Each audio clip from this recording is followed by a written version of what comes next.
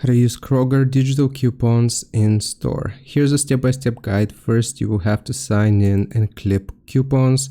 You want to open up the Kroger app or go to your account. You will browse coupons and tap clip to add them to your cart. You will then shop in store. You want to pick up the items that match the coupons you've clipped. Check details such as sizes, brands, and limits so the coupon applies.